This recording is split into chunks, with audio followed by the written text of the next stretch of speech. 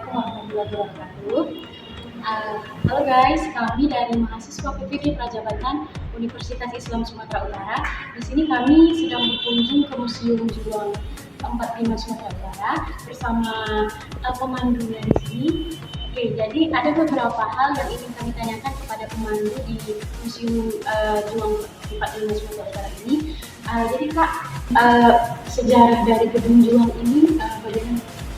Seperti yang kita lihat pada penjelasan ini, Museum Juang Gedung Juang 45 Sumatera Utara ini sudah aktif berfungsi sejak masa kepemimpinan Jepang tahun 1945, di mana masa itu lokasi ini itu digunakan sebagai markas bomba. Bomba itu adalah sebuah baju yang dibentuk oleh Jepang untuk diperbantukan dalam perang Asia. Jadi pemuda-pemuda yang sebelumnya berada di organisasi pemberontakan Belanda direkrut menjadi tentara yang dinamakan dengan tentara Gedung dan Gedung.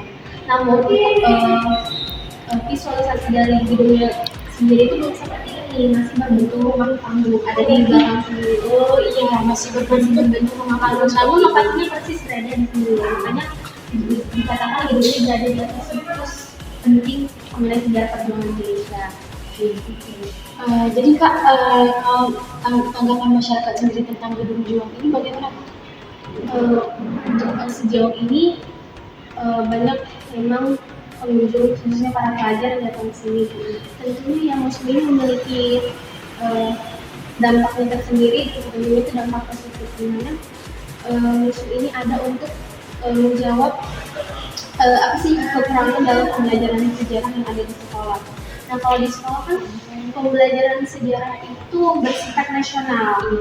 Nah, jadi banyak pelajar-pelajar yang ada di Sumatera itu kurang mengetahui mengenai sejarah dari daerahnya sendiri. Contohnya nih, pengunjung yang datang sini ditanya kapan Kota Medan merdeka, mereka pada ngiranya itu tanggal 17 Agustus. Mengira bahwa Indonesia itu sama merdekanya semua.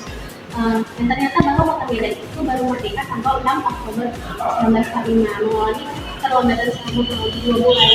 Jadi ini sangat penting untuk mempelajari sejarah perjuangan di daerah kita sendiri sebagai generasi penerus. Kita menghargai bagaimana perjuangan dari kita sendiri. Oh, berarti museum ini juga menjadi salah satu sumber belajar sejarah di daerah. Jadi dari museum ini sendiri kira-kira sudah berapa kali mengalami perubahan untuk perubahan? Baik, sebenarnya museum, kalau orang banyak mengira ini adalah museum uang, sebenarnya yang lebih dahulu itu adalah museum angkatan 45. Jadi museum ini memang berdiri di bawah naungan organisasi, waktu itu namanya Pemilikan Angkatan 45. Jadi mereka ini adalah tokoh-tokoh pejuang yang telah berjuang di angkatan dan mendirikan sebuah organisasi. Lalu mereka menggagas untuk membentuk sebuah museum di mana koleksi-koleksi dari museum ini adalah benda-benda milik mereka pribadi. Mereka pernah menggunakan untuk perjuangan. Jadi setelah adanya gagasan itu maka dibentuklah museum diresmikanlah berdirinya museum ini tahun 1999. Nah, selama 14 tahun museum ini beroperasi di tahun 1990. Museum ini tutup karena tidak ada yang mengelola, terbatas dalam pengelolaan. Nah, baru mungkin di beberapa tahun 2010-an kalau 2007 ya, mencoba museum uang di sini. Jadi museum uang tuh menempati gedung ini sebagai hak sewanya gitu lah, tidak sebagai tempat ini. Jadi menempati gedung ini selama beberapa tahun, dan di tahun 2023 lalu dilakukan namanya program revitalisasi oleh tentunya dibantu sama pemerintahan provinsi, sehingga museum ini berhasil direvitalisasi dengan nama yang baru dengan penambahan koleksi-koleksi. Nah, pertanyaan terakhir juga dari kami, bagaimana harapan kita ke depan tentang perkembangan museum ini?